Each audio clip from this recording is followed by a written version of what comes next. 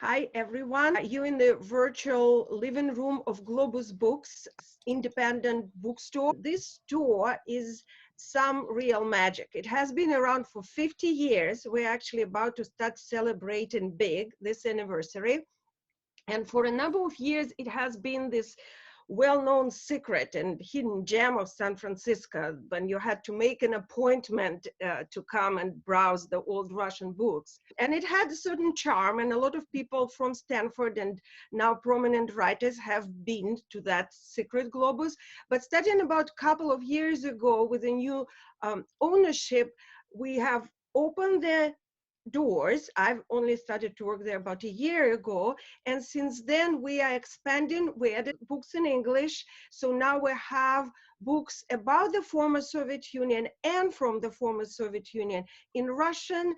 Now we're building up our Ukrainian shelf. We're bringing in other languages as well, and we have a lot of very good translations into English and some other languages.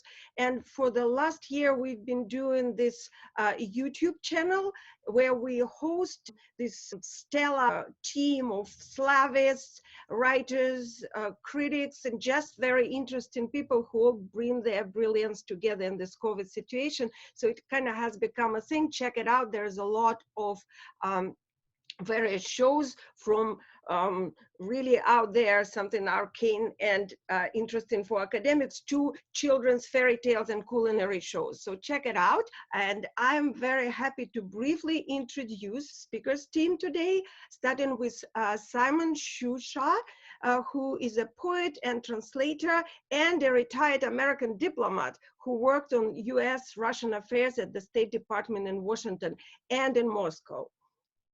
We also have Ainsley Morse, who is an unofficial Globus muse and helped bring together this wonderful panel. She teaches literature at Dartmouth College and translates Russian and former Yugoslavian literatures. She's wonderful, and she will be appearing in her own interview on Globus sometime soon, so check in at the schedule. We have Matvey Yankelevich, who is a founding member of the Ugly Duckling Presse editorial collective. And a translator, a poet, professor, and there's a wonderful interview with Matvey at Globus if you want to learn more. I really recommend it. We also have Igor Gulin from Moscow joining us. He's a Moscow-based literary critic and writer, and co-edits the journal Nosorog, which means rhinoceros.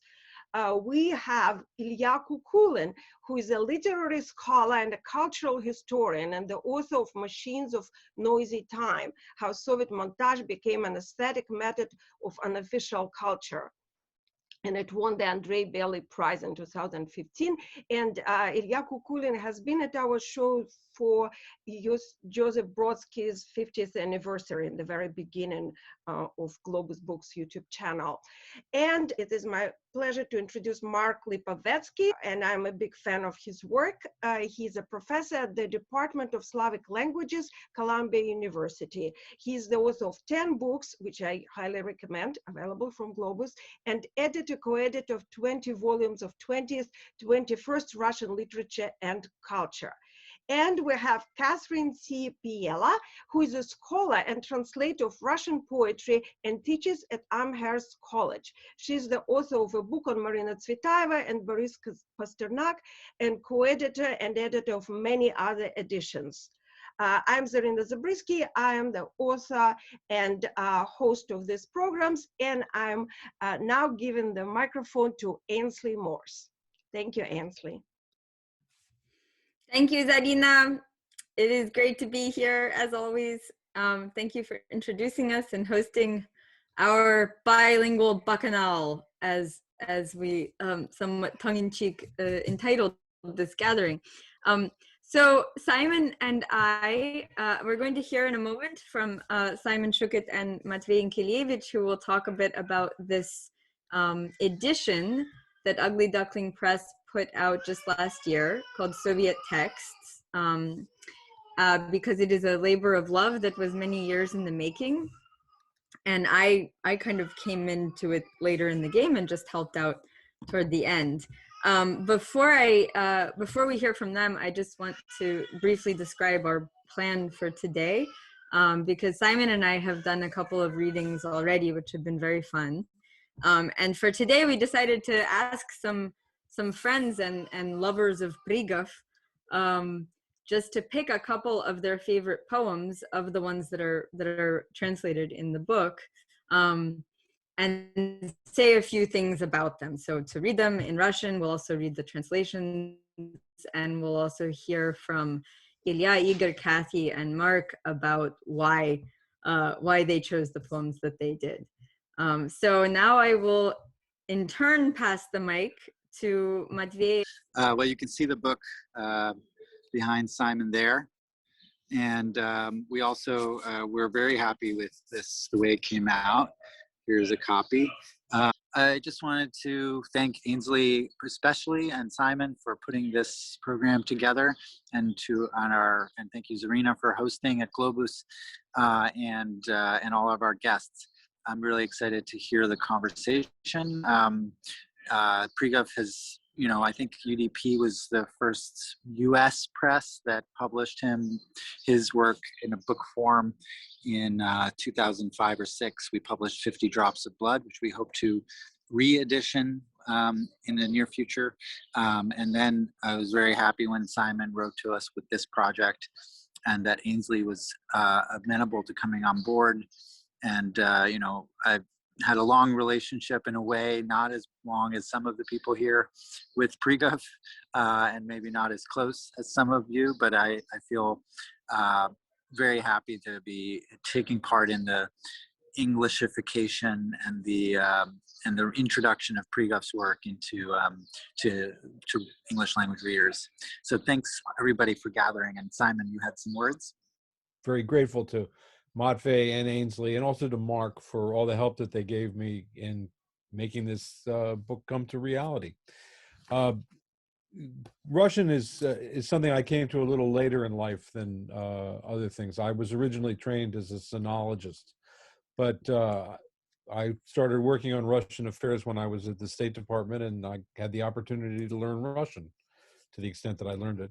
And whatever places that I would go and work, I would always go look in bookstores and try and find out what the new writing and the interesting writing and so on that was going on in the place that I was working.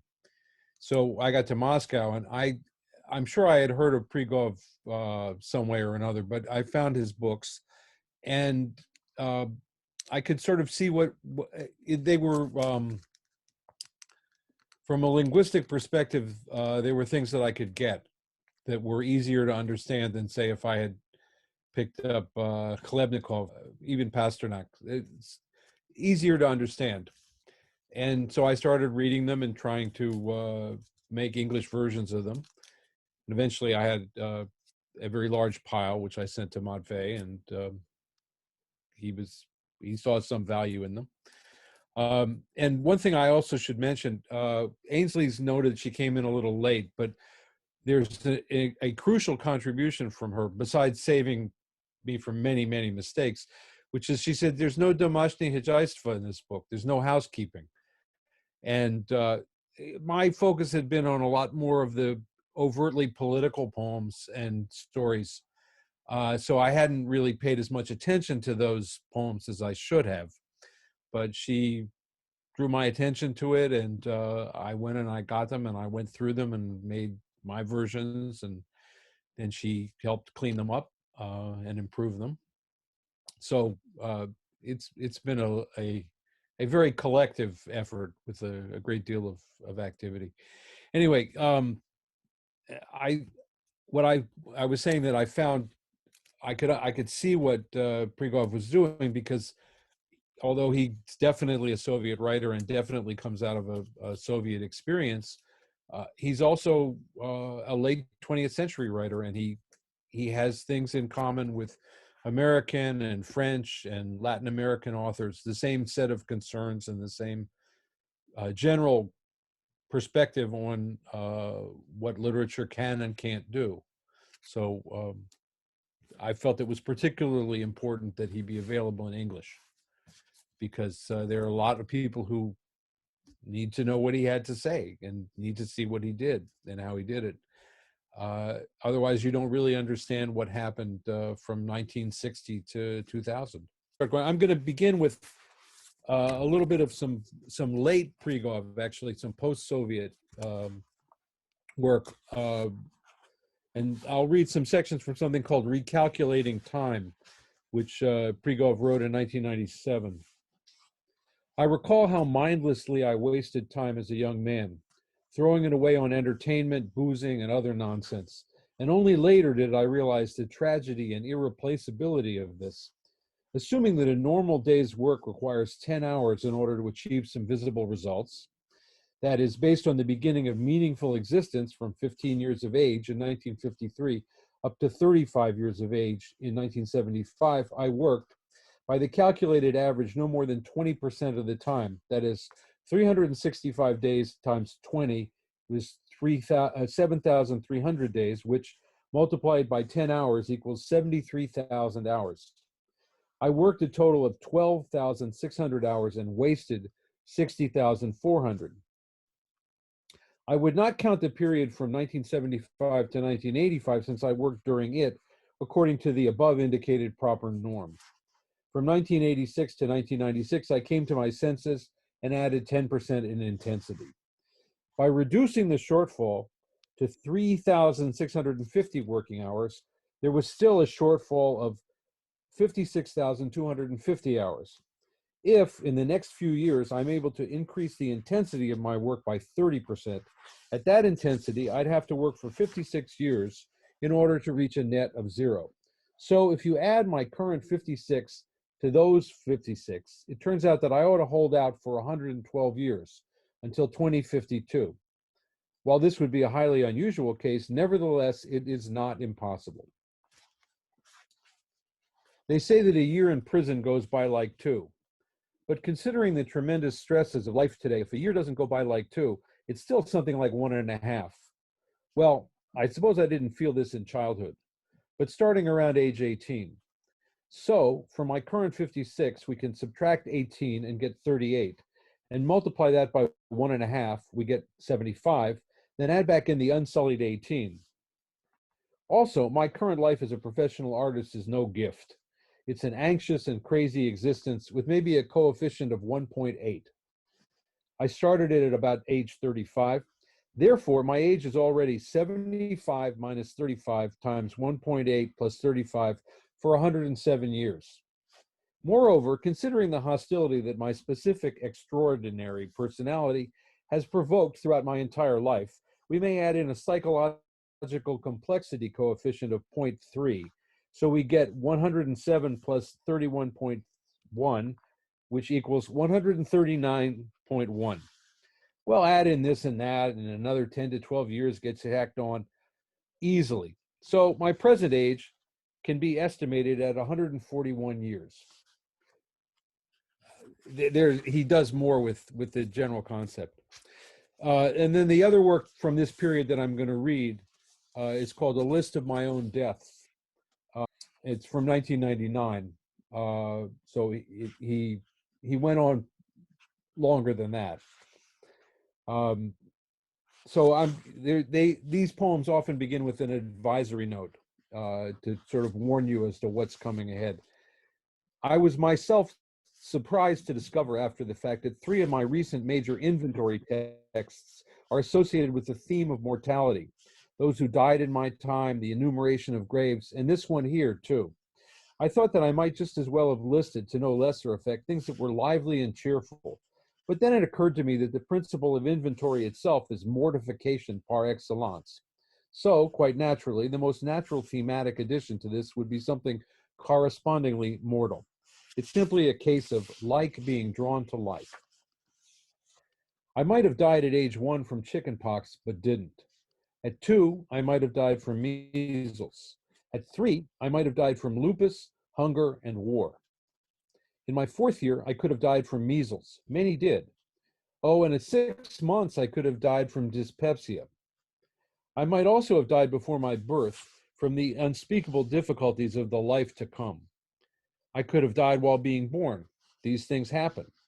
I could have died at 5 from scarlet fever, a terrible thing. At 6, 7, 8, and 9, I could have died from polio. At 10, I could have died from fear. It was very scary.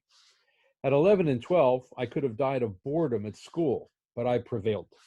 At 13 and 14, I could have died while crossing the street, in someone else's garden stealing apples, or in one of those brutal alley fights.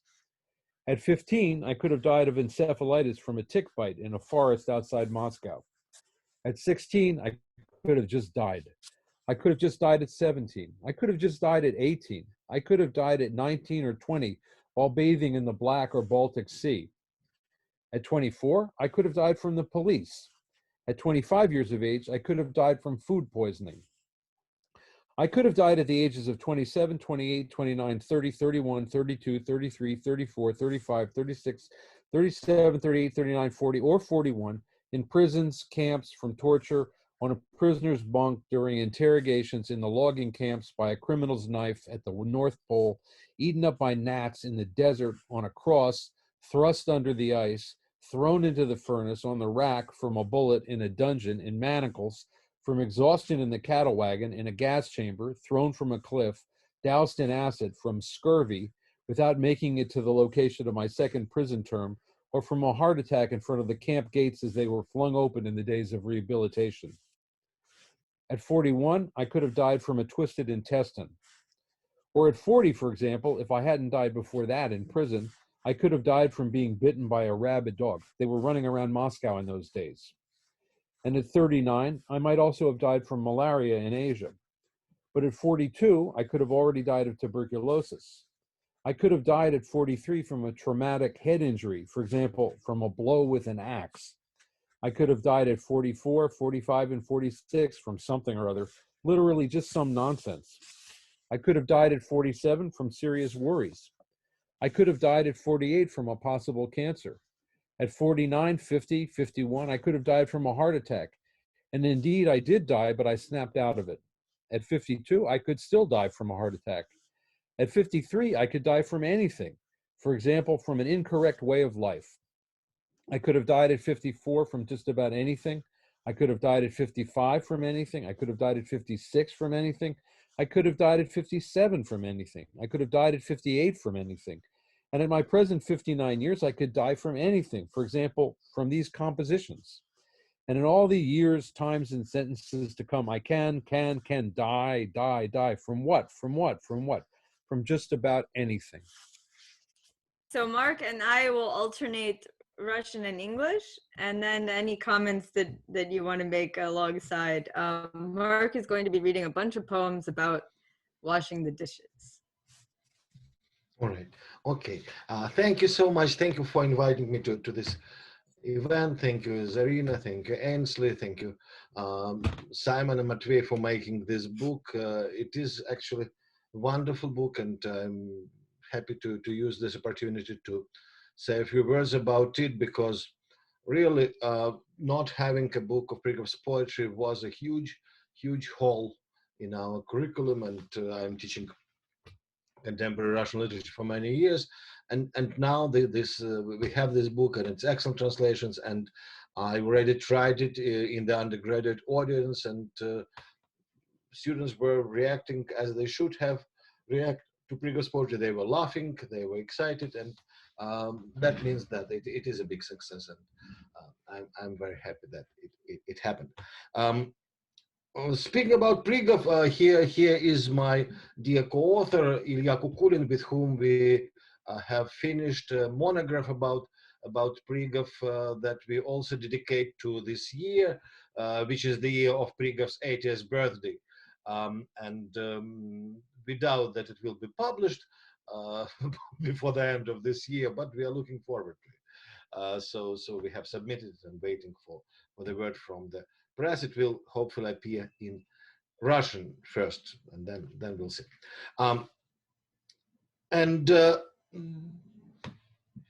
Ilya and I, while writing this monograph, which took almost a decade, and before that we made together with Evgeny Dobrenko and my office first Russian language collection of articles on Prigov that was published right sort of based on the materials that appeared soon after his death, or that happened in 2007, and we published that book in 2010. So we were writing that book almost since that moment.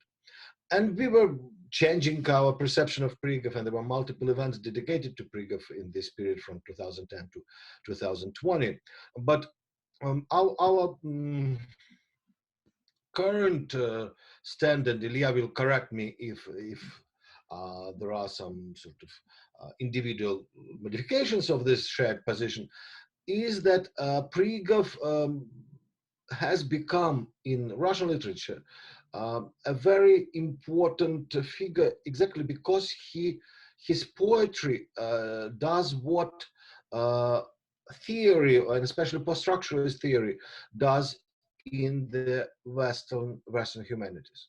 That Prigov has invented this very funny way to do what Foucault and Derrida and Deleuze and others were writing in their very complicated texts. And he does this in the most accessible way, but this accessibility, of course, is quite deceptive, because you have to look close, or to take a step back and sort of see what he's doing on a sort of meta level, on the philosophical level.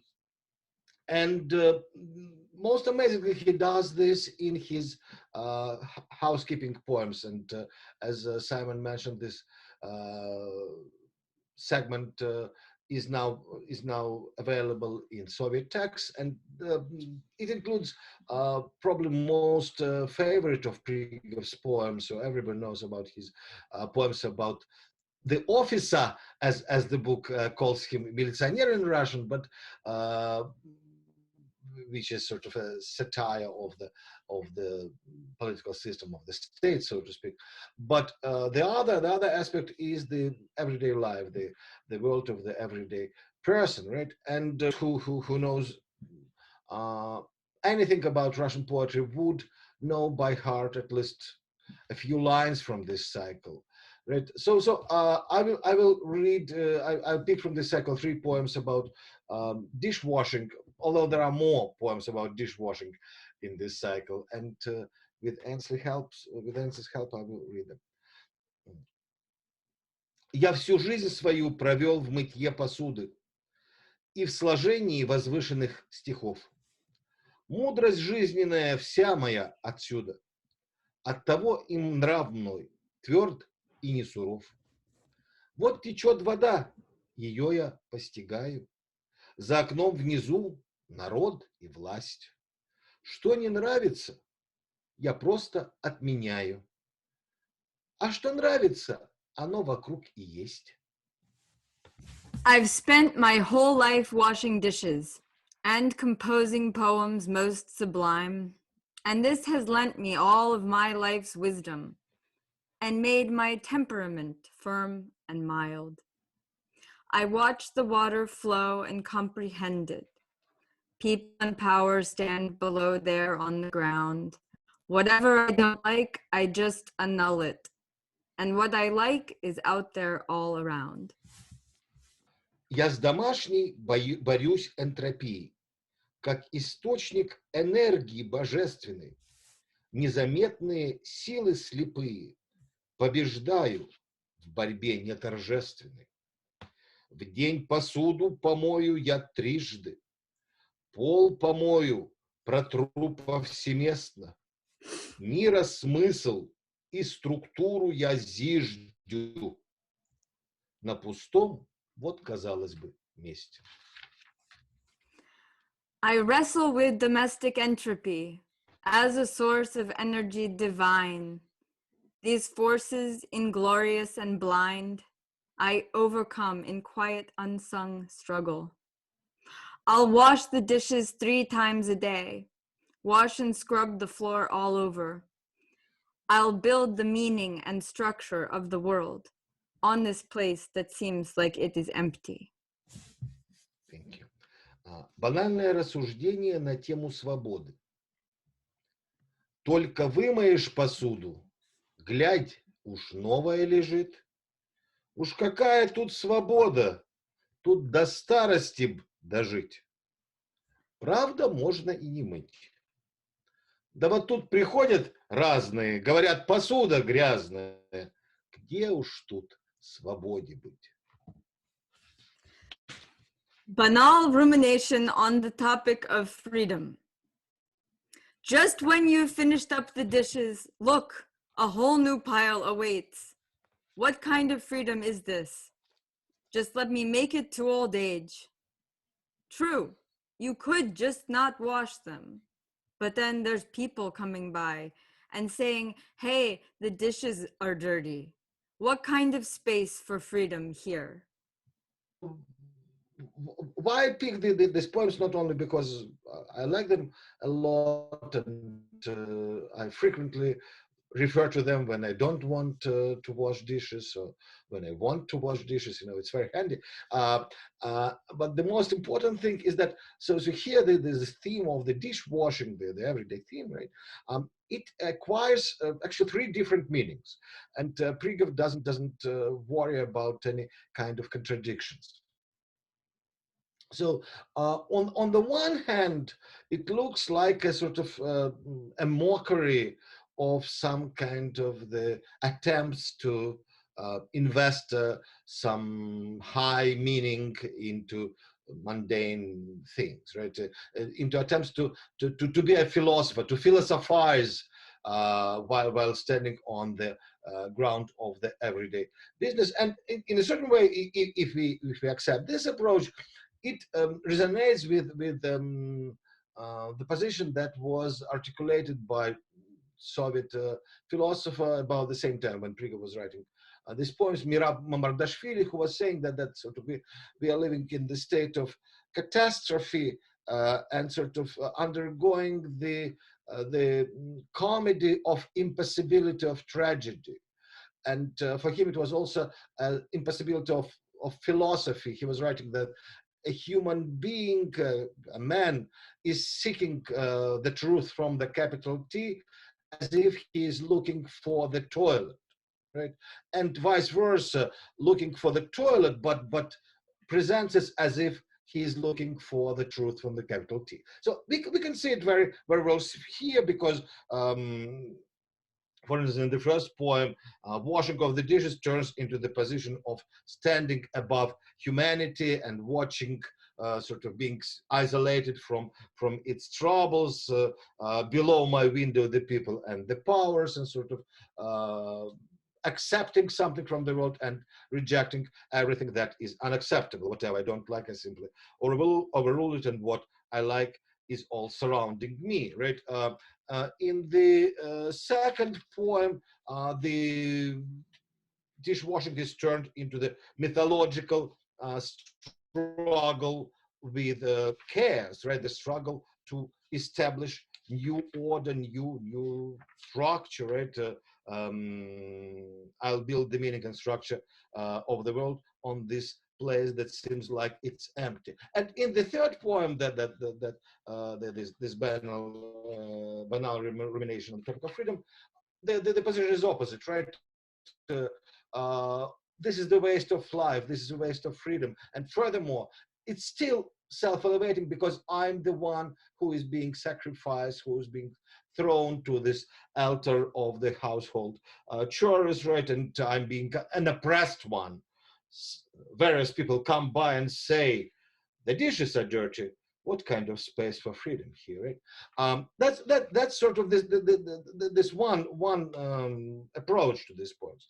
But on the other hand, you can read these poems as a very funny deconstructions of different mythologies of the romantic poet, or just romantic mythology of the poet, right? The poet is superior because he is the poet, and that's why he's above the world even when he washes the dishes, right? And in this first poem, I spent all my life washing dishes and composing poems most sublime, right? So this is basically the metaphor of composing dishes most sublime. Of course, struggling with chaos for the order is another part of the mythology of the poet, right? And still very much romantic is the mythology of the poet whose freedom is restrained by the mundane and meager routine, so who is oppressed by this routine and cannot express his freedom. How many books, how many lyrical cycles we read that were based around these mythologies? When Prigov connects these themes with the motif of dishwashing, dishwashing appears as some kind of the litmus test next to which these themes sort of sound comical, sound funny, right? That they just collapse in front of our eyes. And dishwashing remains as something very much solid and very much unquestionable. Anything goes, but dishwashing stays. The dishes should be clean. Thank you so much. Amen. Yes, this poem is very often read in our house. Next, we are going to hear from Igor Gulin. Thank you very much for inviting me. So I read a little text, so I'll be mostly reading. I love Prigov's lyrical texts more than his most popular satirical ones, or those which are blatantly conceptualist, though it's quite obvious that with Dmitri Alexandrovich, we should put these definitions, lyrical, satirical, etc., in bold quotation marks. I will read 4 of them, all from the housekeeping cycle, and I will start with one of Prigov's big hits, a kilogram of fish salad. Килограмм салата рыбного кулинарии приобрел, в этом ничего обидного. Приобрел и приобрел, сам немножечко поел, сына единоутробного этим делом накормил. И уселись у окошка, у прозрачного стекла, словно 2 мужские кошки, чтобы жизнь не заутекла. A kilogram of white fish salad at the deli I obtained. There's really nothing wrong with that. I just obtained it, did obtain. I ate a little bit myself, then fed my little son half. I fed him on the same stuff too, and we sat down there by the window, by its transparent glass, for all the world like 2 male cats, so life could flow on down below. I would like to reflect on 2 interrelated moments, 2 tensions that fascinate me in Prigov's poetry. The first moment is constant equilibrations between 2 roles of his lyrical persona. The first role is of a magnificent power figure, a monster that oppresses all kinds of discourses and predominates the reality, like the famous officer, or officer, I don't know the iteration. The other one is an exaggeratedly weak and vulnerable entity. One may say of an Übermensch and an Untermensch. One of these figures always contains and implicates the other one. The feeble person may turn into a severe tyrant. The lyrical sovereign may manifest his mortality, the limit of power, where it slips away momentarily. This dialectics is one of the inner drives of Prigov's poetry, and the verse I used to carry such a force inside serves as its perfect example. Бывало, столько сил внутри носил я, бывало умереть, что сбегать в магазин, а тут смотрю, и нету больше силы. Лишь камень подниму, и нету больше сил. Другое время, что ли, было, или в другом краю, каком чужом жил-был. Бывало, скажешь слово, и уговорил, а тут что скажешь, и уговорили насмерть. I used to carry such a force inside that dying was like running to the store. But now I look and find no more. Just to lift a stone takes it all out of me. Was it just some other time, or maybe it was some other place that I lived? Sometimes you say a word and you've convinced them. And then whatever you say, you're convinced to death. The other tension is between 3 elements. The first one is aesthetics, meaning not some particular manner, but the aesthetical sphere as such, poetry, visual art, performance, etc., with their discourses and devices. The second one is power, the ambition to dominate that lies in the core of every discourse and every aesthetics, the ambition to subdue and conquer life. The third one is life itself, the intangible and discursive reality. The common spread perception of conceptualism suggests it isn't preoccupied with whatever lies outside the discursive field. However, it's quite the other way around. Prigov doesn't ignore life, he problematizes it. Life, however fictitious this term may be, is the targeted object of any discourse, any art, and any power, as well as their source. The principal zone of this problematization is death, the point where life withstands discourse to the fullest extent. And this is the reason why Prigov as an artist is absolutely obsessed with death. Sometimes Prigov's art violently attacks life, and sometimes backs down from it. This is precisely the key to the first dialectics I was talking about. To triumph over life, an artist needs a certain detachment and obstinacy to all its temptations and desires. This obstinacy is expressed with striking sincerity, the worse, the one who runs will surely stumble. Бегущий ясно, что споткнется, да и идущий, и летящий, да и лежащий, и сидящий, и пьющий, любящий, едящий, а первую же кость приткнется, поскольку очень уж бежит, идет уже очень лежит, уже очень ест и пьет и любит. Вот это вот его изгубит. The one who runs will surely stumble. Yes, and he who walks, and he who flies. Yes, the one lying down, and the one sitting, and he who drinks and loves and eats. They'll stumble over the very first bone, since boy, he's really, really running, really walking, lots of lying, tons of eating and drinking and loving, and that there will do him in. But sometimes a truce is declared. Relationships not of antagonism, but of a peculiar partnership emerge between art and life, like in the verse "A kilogram of fish salad" I started with. Art allows life to flow on and reveals that it is in fact in need of this flowage.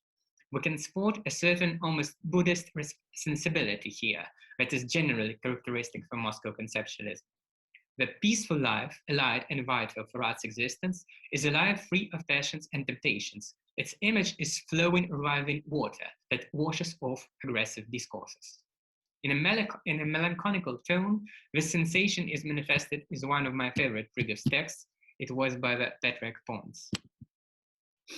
На прудах, на патриарших пробежало мое детство, а теперь куда мне деться, когда стал намного старше? На какие на пруды, на какие смутные воды, ах, неужто у природы нету для меня воды? It was by the Patriarch Pons that my childhood passed. And now where am I to go, since I have grown so old? What sort of ponds will have me? What murky waters will I see? Oh, can it be that in all of nature there is no water left for me? Our next poems will come from Ilya Kukulin, who we have heard a bit about already from thinking about his collaboration with Mark, but now we will hear from him. Thank you so much, and thank you for inviting me. I'm very glad that this book, the Soviet text, is published. I'm glad, so to say, twice. First of all, because this book opens, maybe once more, but opens such a volume, the Prigov works for the English-speaking reader. But second, no less important for me, that Prigov survived the influence of his Soviet fame.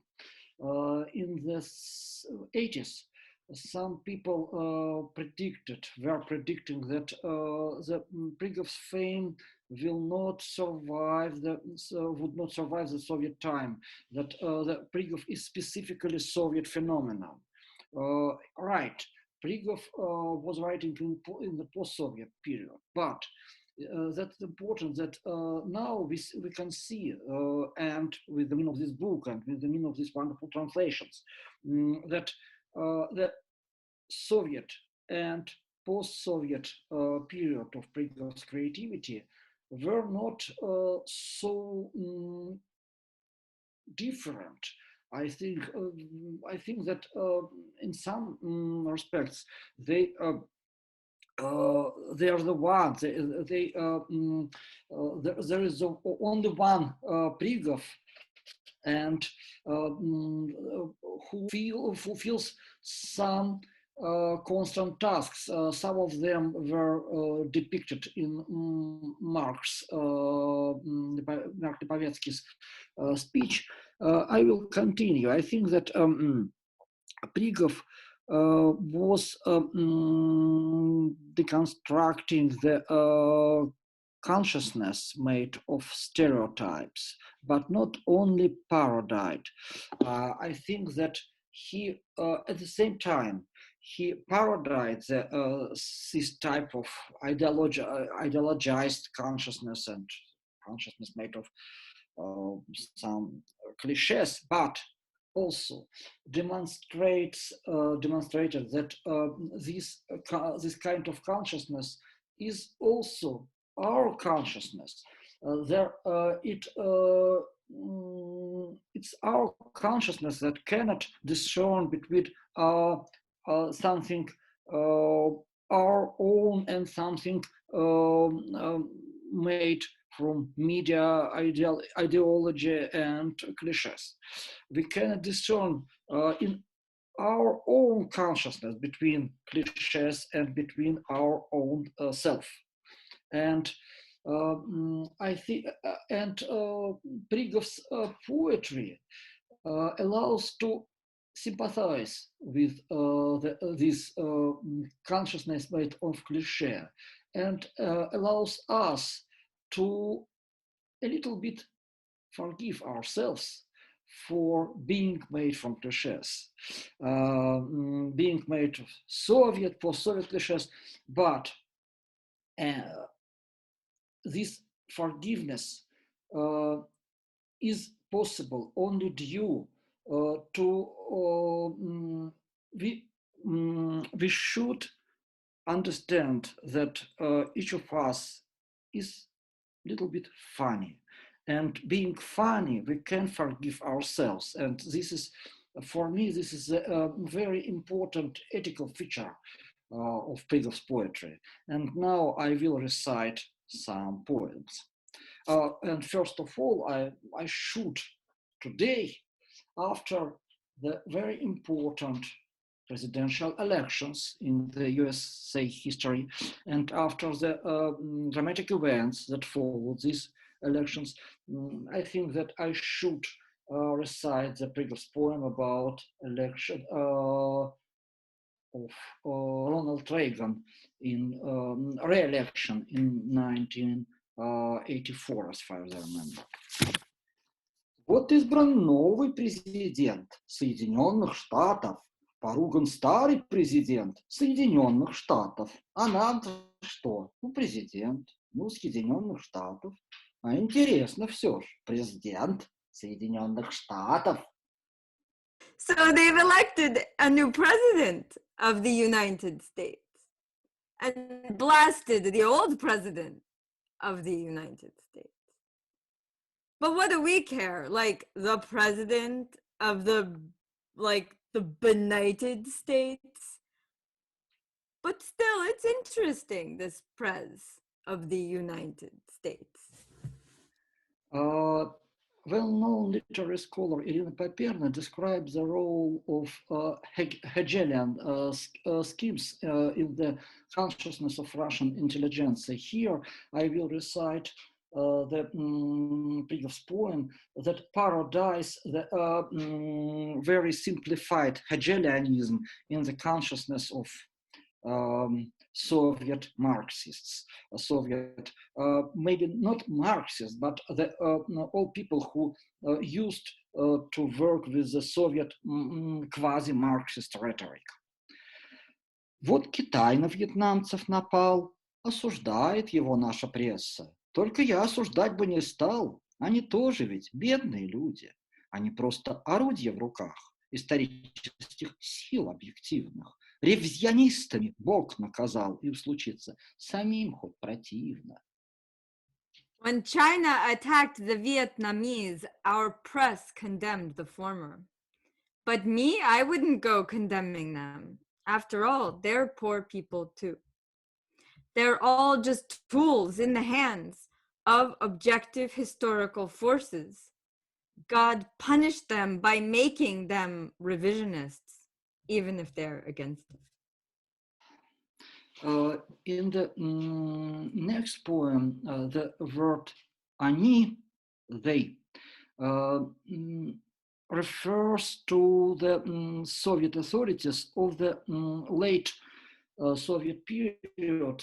That this period was not merry, but in some respects, if comparing with Stalin, it could be called dictablanda. Maybe you know that the late period of the Francisco Franco's rule, the people in Spain called dictablanda as opposed to dictadura. Dictadura is the early period of Franco's rule.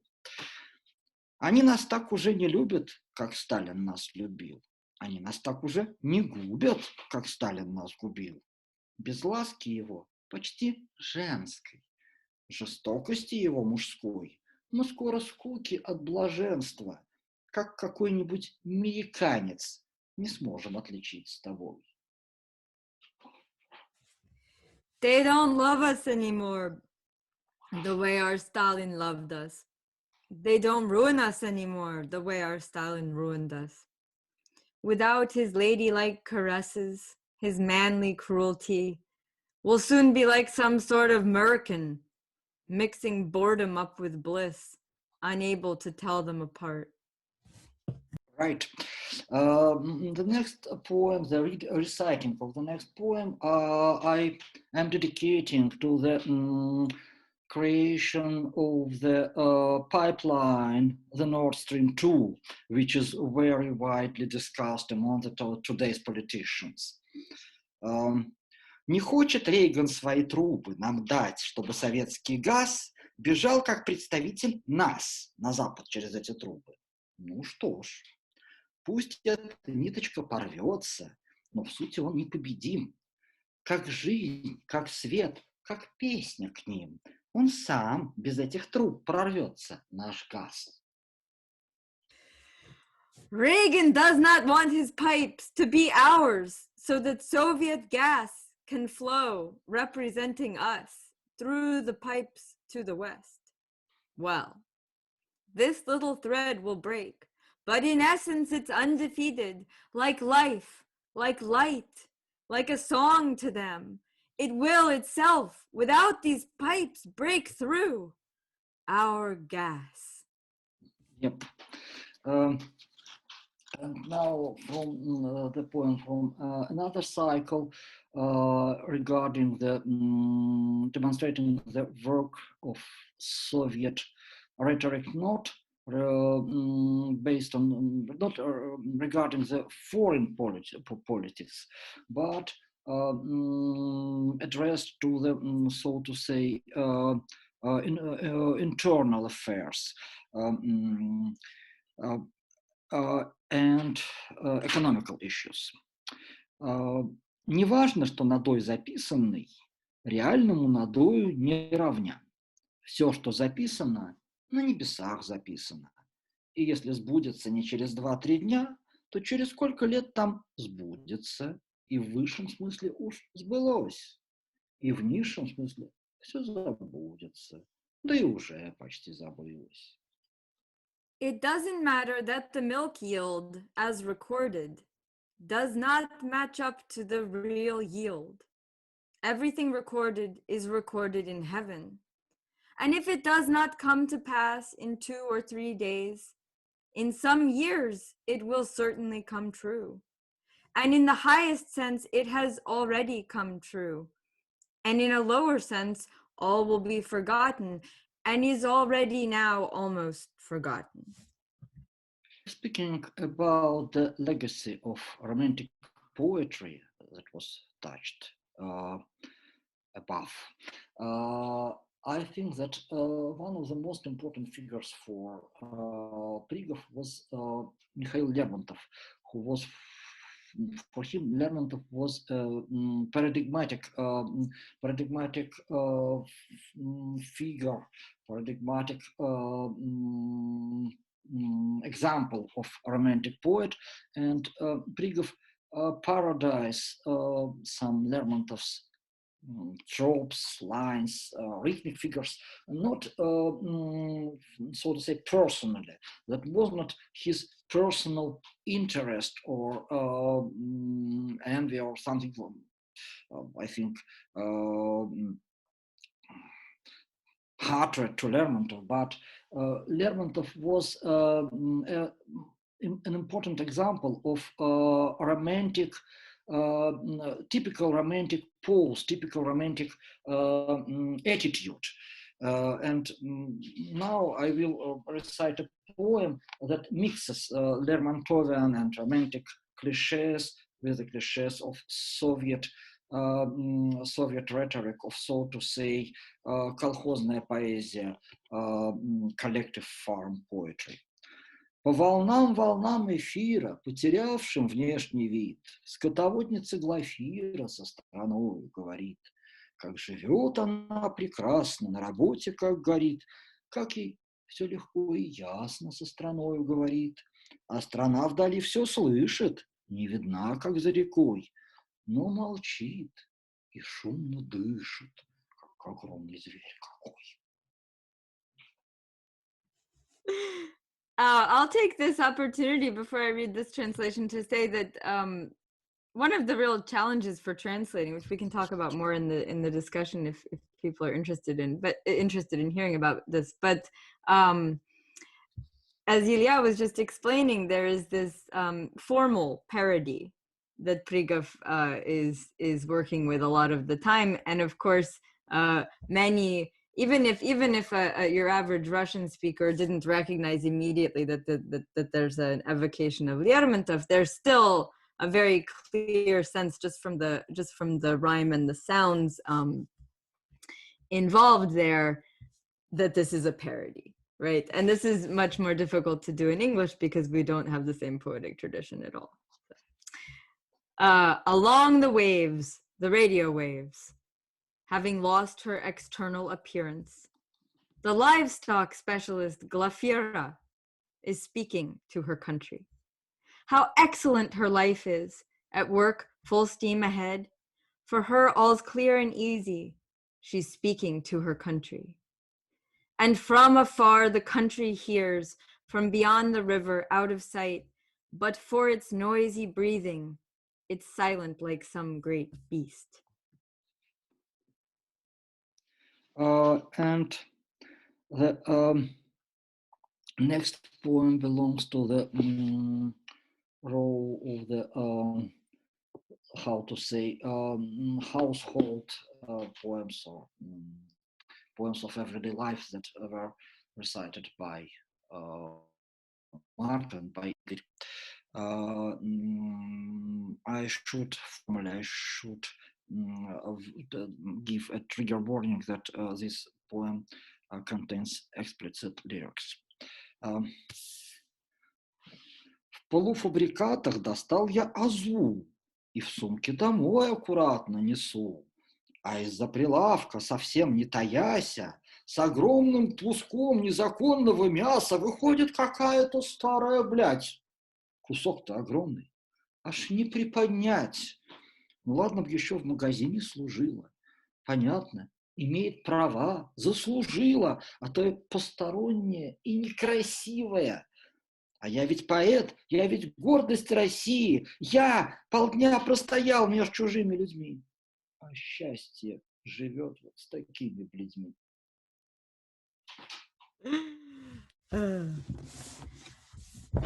I scored some chuck strips in the meat store today and packed them with care to stay safe on the way. Went out from the counter, not even discreet, just lugging a huge chunk of black market meat. There lurched out a filthy, decrepit old hag. The chunk was enormous, it could only be dragged. Well, it'd be one thing if she worked at the store. Okay, then, it's fair, she can take a bit more. But she was just random, and plus she was ugly. While me, I'm a poet, the pride of Russia, that's me. I spent half the day standing here among strangers, but happiness lives with these fucking malingerers. The next poem reveals the very interesting feature of the Soviet consciousness, just that was discovered by Prigov, but not only by him, but Prigov in particular. That I would call this feature how to say, the specific kind of Soviet Gnosticism, that something good could be, due to the limitedness of resources, something good could be obtained only due to something bad. And there is no accident, that there is no event that would be that could be only accidental. Each event, each accident is based on something governed with the rules of the historical necessity. For example,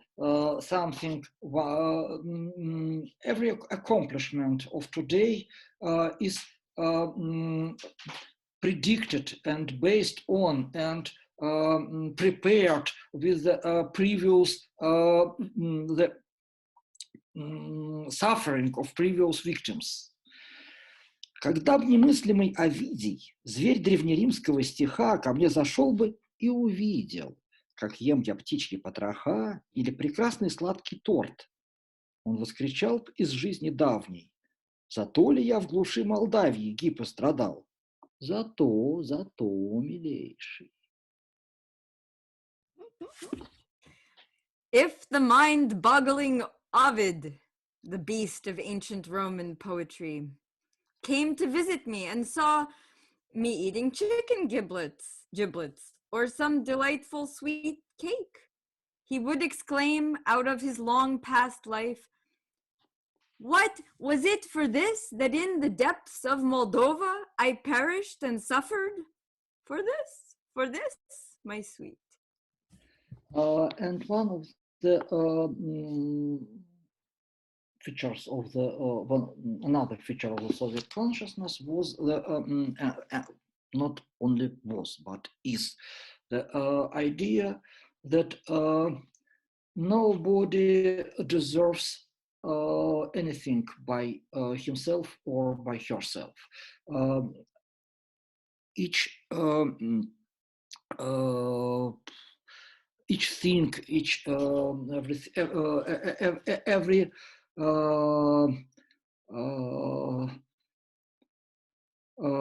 every item you are obtaining, each item you are obtaining, each thing you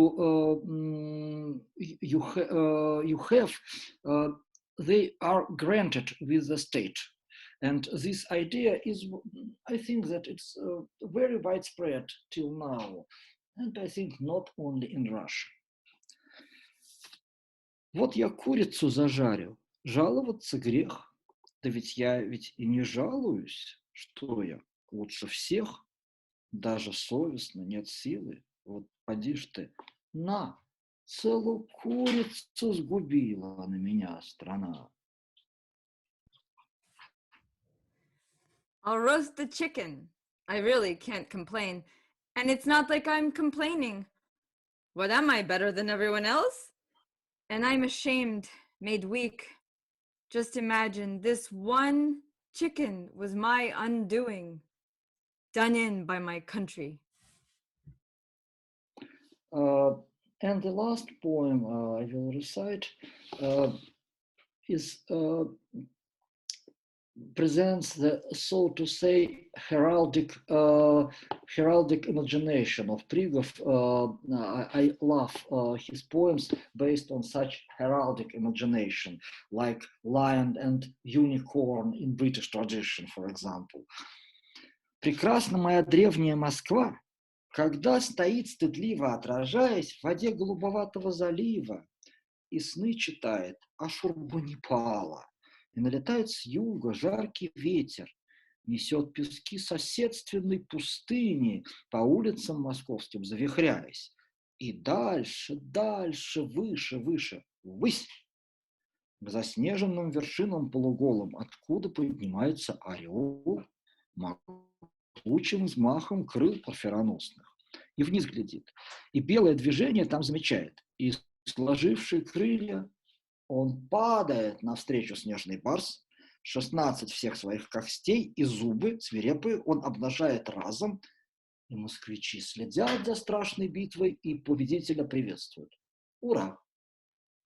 How beautiful my ancient Moscow, when she stands modestly reflecting in the bluish waters of the Gulf and reads the dreams of Ashurbanipal, and a hot wind blows in from the south, carrying the neighboring desert sands, swirling through the streets of Moscow, and further, further, higher and higher up, to the snow-covered half-naked peaks from whence rises the eagle, with a mighty sweep of its wings regal, and looks down and sees the white movement down below, and folding its wings, it swoops to meet the snow leopard, all 16 of its bones and teeth bared fiercely and all at once, and the Muscovites follow the terrible battle and welcome the winner. Hurrah! Now I congratulate once more Ainsley, Matvey, and everybody who is connected with this book. I am very grateful to Ainsley and Matvey, and I think that I strongly hope that this summer Professor Lipovetsky and I will have an opportunity to present our book about Prigov, and I would like to add that if speaking about Prigov and Limonov, there is a special particular chapter about Prigov and Limonov in this book. And let's go further. Thank you. Thank you, Ilya. We really look forward to this book.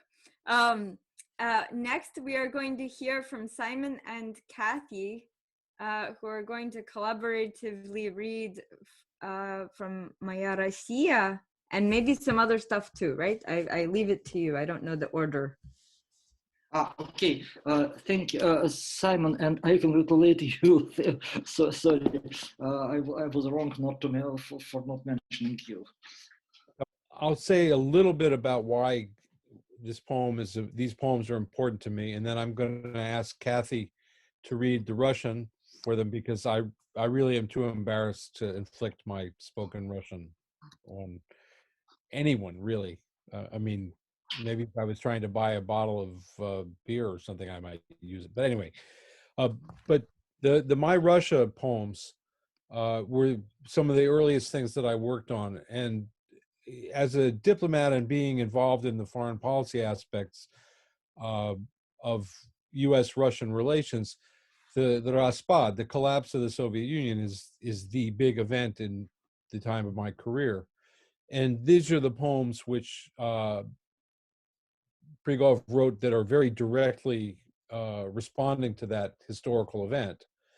And of late, of course, in the United States, we haven't experienced the same kinds of identical problems that Russia was experiencing, but we've been experiencing some pretty serious problems of our own.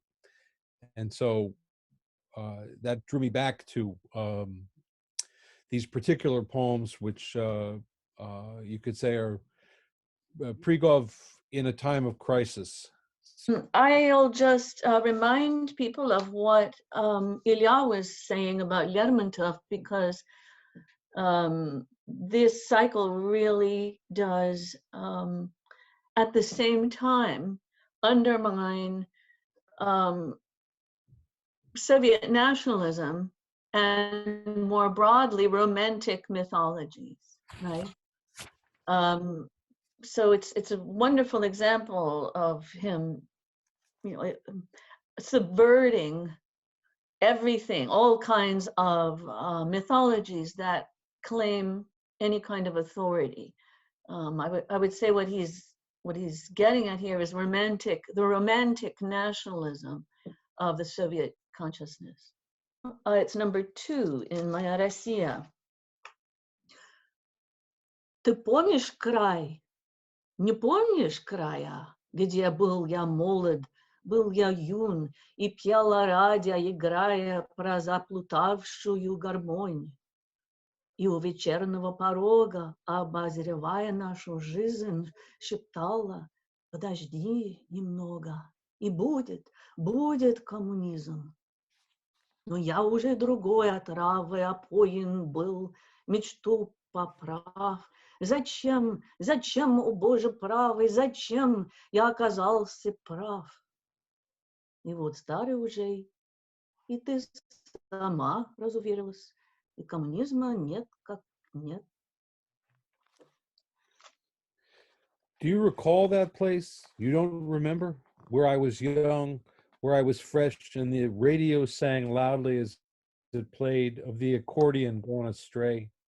And at the threshold of the evening, looking out upon our lives, it whispered, you just wait a little, and communism will come. But I was already drunk on different poisons, the dream adjusted. Oh, why, my dear just God, why did I turn out to be right? And now I'm already old, and you too, Russia, disillusioned, and there's still no communism. Number 7. Когда как тучи патриоты идут с востока на Москву, кто же их сильнее? Сильнее их кто-то, кто ту же самую Москву перенесет так верст на 200 или на верст как 1005, потом вернет, потом опять. А коль она стоит на месте, так они правы, патриоты. Преимущество страсти перед неопределенностью стояния. When the patriots come like storm clouds, come marching from the east towards Moscow, who could be stronger? Who's stronger is the one who will take that very same Moscow and carry her like 200 versts away, or like 5,000 versts, and then bring her back, and then again. But if she still stands in the same place, then they are right, the patriots. This is the advantage of passion in the face of indefinite positions. 14. Я вышел в сад гулять, но все не выходило. Я вышел, и опять оно не выходило. Выйти в сад, тогда я вскричал: «Превеликая мать! Так выведи в сад погулять меня!» I went out to walk in the garden, but nothing came of it. I went out, and again, it didn't work. Coming out into the garden, I screamed, Holy Mother, take me out into the garden. Lead me. Number 16. Я видел сон.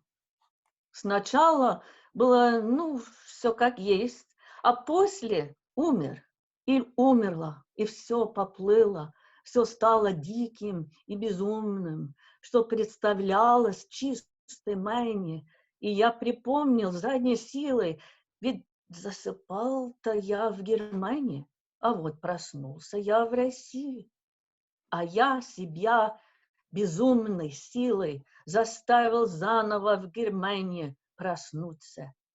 Пока. I had a dream. At first, all was like it always is. And then I died, or it died, and all went drifting. All became wild, insane. That is, it seemed like pure mania. And gathering my strength, recalled, hey, I fell asleep while out in Germany, but then I've woken up in Russia? And I compelled myself with insane force to once again in Germany wake up for now. Number 24. Короткий промежуток времени я славен был в моей стране, когда с моим бессмертным именем на устах входили девушки ко мне и говорили: «Сокол ясный, бери, веди нас. А мне ясно, что я опять уже смертный. I always have felt that this is the heart of the critique of the romantic vision of the poet. For a brief interval of time, I was famous in my country when, with my immortal name on their lips, girls came to me and said, "Bright falcon, take us, lead us." And it was clear to me that I, once again, was mortal. And the last one is number 30. Я скоро возвращусь в Россию, где каждый чем-то дозагублен исторически. Но я не усугублю, хотя меня о том просили, сама жизнь просила. Но нет, не усугублю. Не мое это дело расстреливать несчастных духом по темницам нравственности. I will soon return to my Russia, where everyone's been ruined by something historically. But I will not contribute, even though I have been asked to. Life itself asked me. But no, I will not contribute. It's not my job to execute by firing squad unhappy souls in prisons of morality. Okay, thank you. Ainsley, is there time just to do one? Yeah. Short I one? think you should, and then we'll have a little time for questions. Yeah, I first of all, congratulations, and I'll add my thanks to everyone for producing this wonderful book, and thanks to my colleagues for their insights. I thought I would just add another twist to what Ilya and Mark have already clarified about deconstructing cultural mythologies. Obviously, the way Prigov goes about this is by personifying them, by creating this character, this voice. And this character, this voice is, as we've said, reaching for truth, order, cliche, grand narratives, and even, as Ainsley said, form, strict form. But how it works, one way to describe how it works is you watch all of these elements break down in the course of the poem, including the consciousness itself. You sort of watch it sort of get nutty, right? In this reaching for fixity. So reading Prigov again now, I was really struck by his remarkable inventions to create these sort of insane scenarios, these nutty scenarios, this disorder of cliche and narrative. I think it's an amazing achievement, and it actually made me think of Gogol. It's really brilliant what he does. And so this one poem that I thought I would read really shows that very clearly, because it relies on a device that he uses a lot, which is seriality and repetition. And this particular example, I think, with its repetition, allows you to really observe the sort of unhinging of this consciousness, of this persona. So he is instructing us on the three sources of everything. There are three sources of knowledge: life, books, plus something unexpected.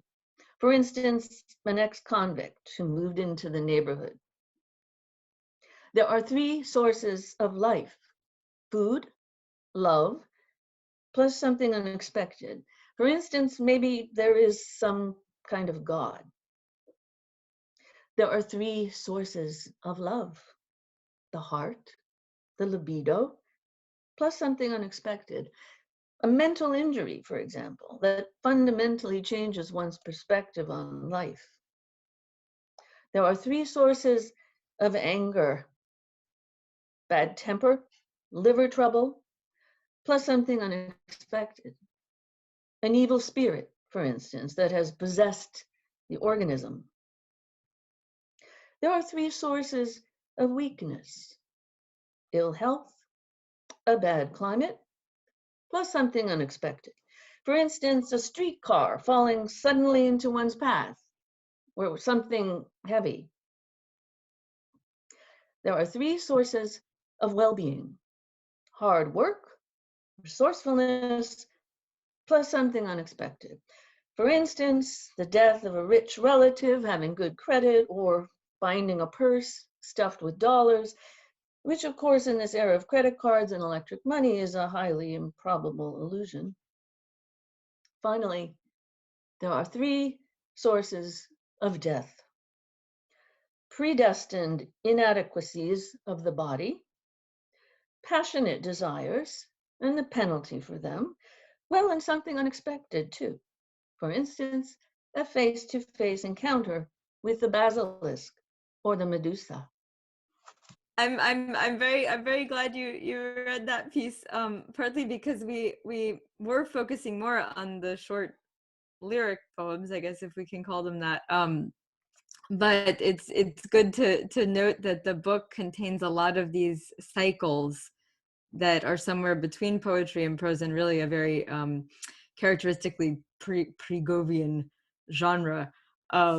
So I'm glad we got to hear a little bit, at least from those, and from Simon earlier. I was curious as to whether or not he was influenced by poetry other than Russian. Were there any known English or French or Spanish poets that he read? I don't know what his reading was. I would imagine that he probably read as widely in world literature as he was able to. But I am aware of a number of photographs in the Ginsberg archive where he's meeting, which were taken by Allen Ginsberg during some visits to Russia. And so there's I believe that Bella Akhmadulina was the sort of the way that Ginsberg met Prigov, but to that extent, he was a member of the global literary world. So he did have knowledge of other people's writing. And I wouldn't say that anything was influenced by Ginsberg, but I would say that there are pieces of Prigov's that employ similar techniques to things that Ginsberg wrote. But Mark, I'm sure, has more to say. No, I don't have too much to say. Certainly, Ginsberg was translated, as you know, how it was translated, even in the foreign literature, of course, not in its entirety. But Prigov didn't read in any foreign languages. He later in his life, he sort of made his English usable. But it was not good enough to read poetry. His Huh? Oh, he didn't have any German. He is from German family, but he didn't speak German. Okay. He didn't. Oh, you know that was just imagine that he was from the German family during the World War II, so the family was trying to hide its Germanness as much as possible, and so that's probably the reason. But his origins are in the visual art. We all know that he was trained as, of course, as an artist, and most importantly, he belonged to the circle of artists that were developing Sotsart and conceptualism. And he directly was saying that what he wants to do, he wants to transfer the methods of contemporary visual art into literature. He was trying to find the literary manifestations of seriality, of pop art, of pastiche, of all these things that he knew as visual devices, and that was his main inspiration. That is and that what he knew very well, and very deeply and very personally, and he was pretty well read. His other inspiration was, believe it or not, philosophy. he spent almost 3 years, at least several days per week, spending the entire day in it was called back then the Fundamental Library, then it was Union. And since his employment at that moment was in the architectural inspection, he had, as many people could imagine back then, he had blood with the director of this library. He sort of signed something about the external paint of the building. And thanks to this blood, he had an access to philosophical literature that was otherwise requiring special permissions. So he was reading, and he was very methodical. So he was reading from German classical philosophy, everything that he could get a hold of. And he read up to, I think up to the beginning of the 20th century. I don't think that things like Heidegger were very, very close to his heart, but he knew Hegel very well, he knew Kant very well, Schopenhauer.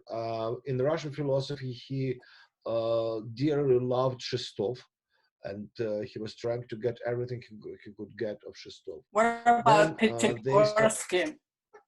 Yeah, that's you took it from my language, from my tongue. Oh, okay. Then they came Pitigorsky and Mardashvili, right? And thanks to Pitigorsky, he started reading everything I said with Hinduism and Buddhism, and that was a huge period of reading in this. And the latest sort of inspiration was Bakhtin. For some reason, he and Orlov read Bakhtin after they read Pitigorsky and Mardashvili and all this Buddhist philosophy. Thank you. One of the earlier questions we had was from Charlie Smith, who said, I'm curious whether inspection, medical hermeneutics takes this functional deconstructionalist theorist role on from Prigov, then and develops it further. And it's probably a question for Mark. I can address you to the chat. Ilya Kukulin has already answered this question. Yes, indeed, of course, they were continuing, but that they were, medical hermeneutics were adding lots of psychedelic stuff. So that was their turn on conceptualism. Although generally speaking, of course, they were in the same vein.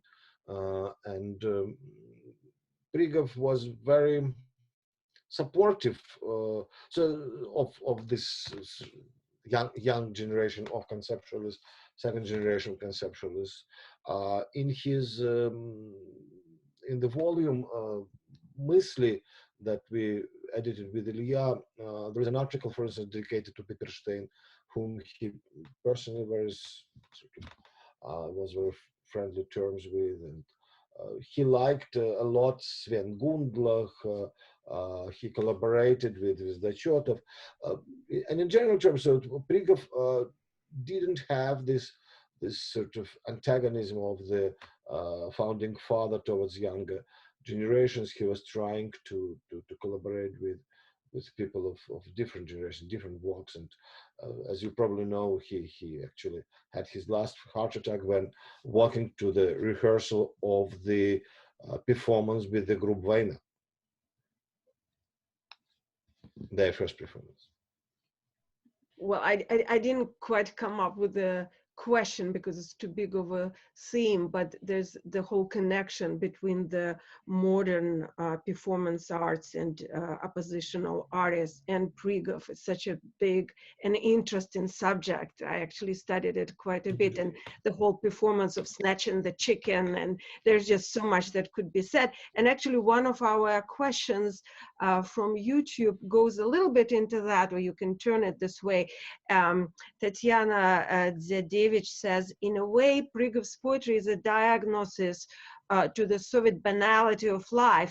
Does it diagnose Russian life today and now? I don't think so, to be honest, because I think that Prigov's poetry is very much connected to the mediums he was working with, and these were the mediums of modern. This were the modern post-mediums, not postmodern. Prigov is the author of the handwriting of some very technical stuff, etc. And I don't think his style is really applied to more than the virtual world, etc. So I don't really think that this transposition of this critique of the Soviet regime, of the Soviet discourses, I put very much modern Russians. So The gods of the internet don't approve of whatever you're trying to say, Ilya. I don't know. I felt like it's almost symbolic that we can't like connect. There are some layers there that just wouldn't get through. There's so much we bring them together from time and the space that, you know, it's only natural to have some disruption there. I mean, I think what Ilya is saying is really interesting, and whether Igor. Oh, sorry, yeah, not Ilya Kukulin, but Igor Kukulin is saying is really important. But I'm not sure about the mediums. I mean, the samizdat medium clearly is a thing of the Soviet era, and Prigov was very much involved in playing with that medium, right? But I wonder about these performances that were happening in the 90s and the video work. I mean, he's working in video and installation, so it's a little harder for me to say whether, you know, and in some ways, maybe I react to it as though it's someone from a different modernist perspective trying to work in a 90s and early 2000s postmodern art setting.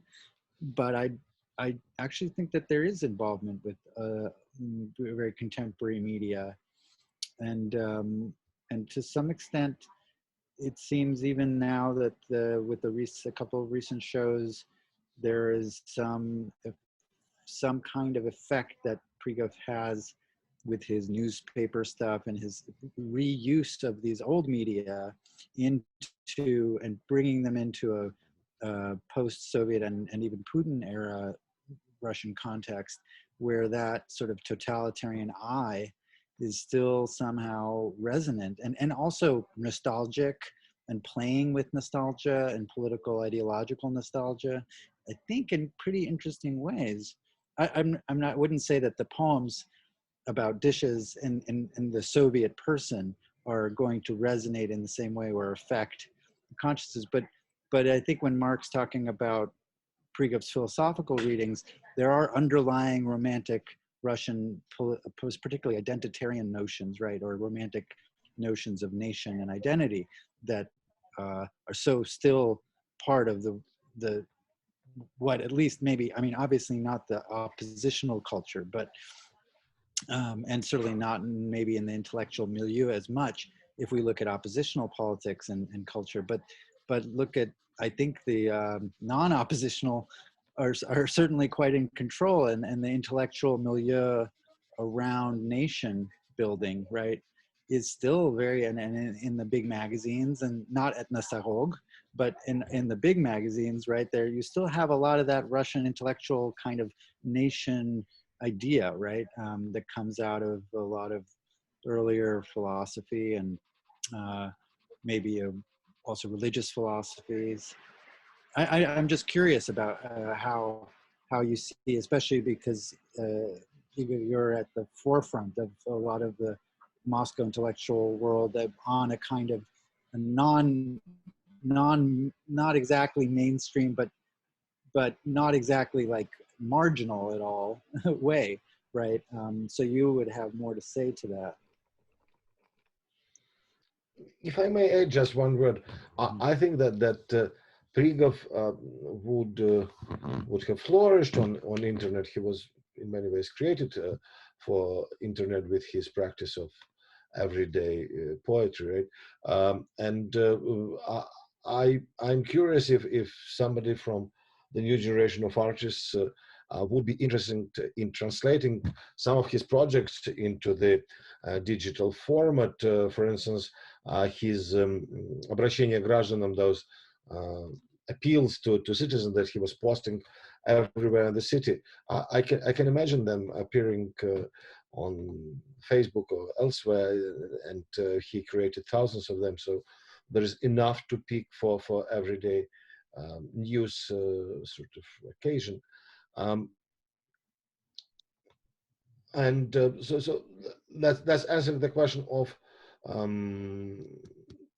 medium. As to the philosophic things, I'm afraid that the what Matvey just said, this underlying philosophical discourses, these grand narratives, which Prigov was making fun of, they're still with us, and exactly because they're still with us, lots of political repercussions of these grand narratives are returning. So it's culture always goes first, and so that's what happens. First of all, the first thing I wanted to say that answering to what Mark just said, I think that a couple of years ago, maybe like 5 years or something, there was really a big wave of something we could call neo-Prigovian young poetry, like Dmitri Lysian or Vadim Bannikov, etc., who really use some of the Prigov's devices, like this seriality, constant writing, etc. But they are very different, and I think, and this is where I disagree, that for Prigov's work, he needed really a big consistency of ideologies, of discourses, the consistency that was present in the Soviet era and that we don't have now, I think, because there's the internet, the modern ideology state, etc. It doesn't have like this discourse that you can like take and work with it. It breaks itself, etc. It flows, it disrupts itself in the net. And this is, I think, what, and we can see this disruption in this neo-Prigovian authors. And I think that what makes Prigov very charming nowadays, that he himself seems a little bit nostalgic in this consistency, that he takes this ideology, this discourse, presents it. And yeah, that answering to what Matvey was just saying. If I may disagree, so sorry, it's a serious issue. Prigov himself addressed this issue quite directly, and in 1993 has the poem where he writes this. So all my life I was sort of under the pressure and in dialogue with the ideology, and now it's no more. So what to do? And so roughly from 93 up until his death in 2007, he was looking for different scenarios of writing political poetry, of doing political art, because that's what he has in mind, of course, always, in the apolitical or post-political era. He wrote about this in different manifestos, and some of his scenarios are quite pessimistic. So Ilya and I, we collected his articles, so if somebody is interested, you may look at them. But at the same time, he was looking for forms that would be resonant, that would create some kind of the internal political, so to speak, flourish. And what Zarina mentioned, his interaction with the post so to 2000s with the performative groups of the 2000s, 2005 is quite important there.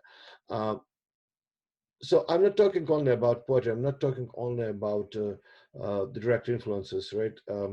My last example is just right now.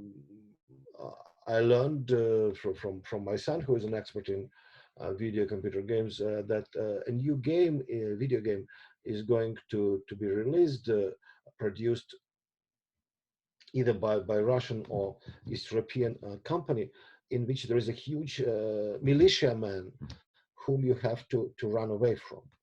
right? And that's the hottest news of the market, and the relevance of this archaic figure in the context of Belarusian revolution and Russian events doesn't require any commentary, I guess.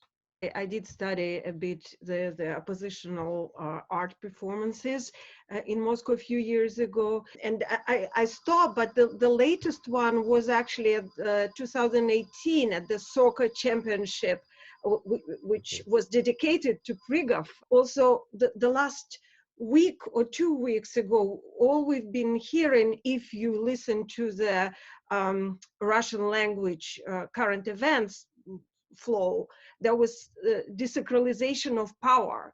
They were complaining that's what Navalny did with his video. That is funny. He desacralized the power, and that's what ultimately pissed off the power to do what the power did. And I think that's what Prigov is doing. His whole main agenda is desacralizing this power. Like he got a letter of "Всё идёт по плану," which recently was remade by Leningrad, right? So it's the remake of this, like Barthes demystifying the myth.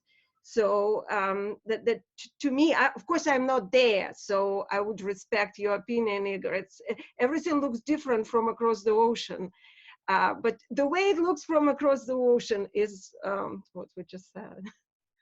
In a way, I agree, of course, and probably it looks better from across the ocean somehow because we see a lot of these little differences, etc. But yes, of course, this strategy of demystifying is relevant. Yes, I think okay. Yeah. But well, I think there is something that Igor is hinting at, that the Prigovian methods of the demystification or desacralization are, in a way, very rooted and very limited to some degree to a particular context. So I see how that could be. It's a little generalizing, perhaps, to move these. Someone working in the Prigovian mode might have to readjust quite a bit to a new context, right? I don't think the real problem is that it's limited. I think that Prigov is not only demystifying, but that an important thing that he's also constructing his own myth. He's also constructing something very big, a statue of himself, etc. And this is what is hard to do nowadays. And with modern ideology, with modern medias, etc.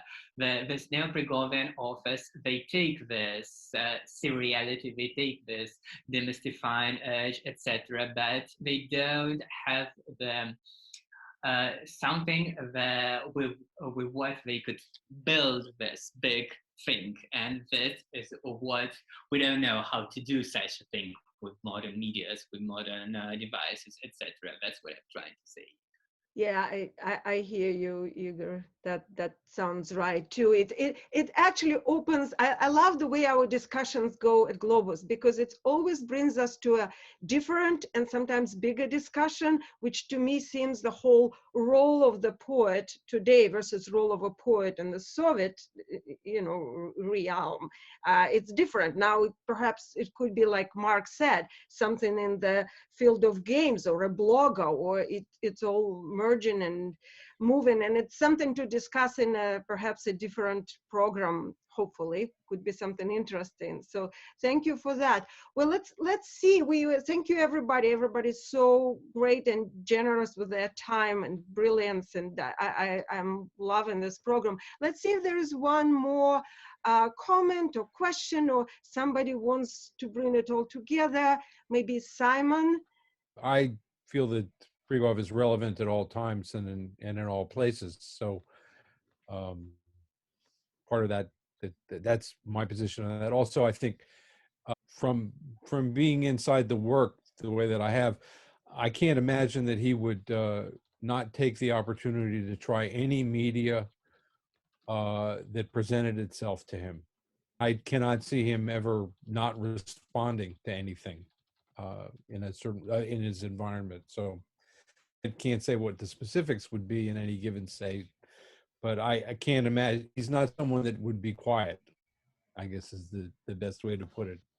Other than that, just this has been a terrific meeting, a terrific event. I've had, it's been a great pleasure for me. Thank And you so so I much. want to thank everyone who put together. I was just going to see if Cassie has something to add, but she had to leave. Thank you very much to our audience on YouTube. There's been a lot of people watching. And I want to remind everyone that these wonderful books are now available from the Ugly Duckling Presse. On March 25th, there'll be an event at University of Pennsylvania about Moscow Conceptualism. Kevin Platt has organized with many translators, also Simon and Ainsley, and I hope you'll join us for March 25th as well. And thank you all of you, the participants, and Zarina for organizing, and thank you. Thank you, Matvey. Yes, so these books are available from Ugly Duckling Presse, from Globus Books as well. We have other copies, and Prigov in Russian, of course, if you're interested. And please watch our other shows. There's recently was a show, a panel put together by Kevin Platt, defining Russian literature in search of a language. And after that, there was even a group started on Facebook with over 70 people now in, where we can exchange and continue the conversation and figure out this whole elusive, beautiful, beastly thing of what is it, this Russophone Russian related thing. And you can bring your events, and if you have something going on, share it there. So follow us on YouTube. That helps us so we can bring you more programs, and read more Prigov. Enjoy your day, and thank you so much, everyone, and hope to see you soon. Thank you, Zarina. Thank you so much for the organization of this event. Such a pleasure. Thank you. Thank you.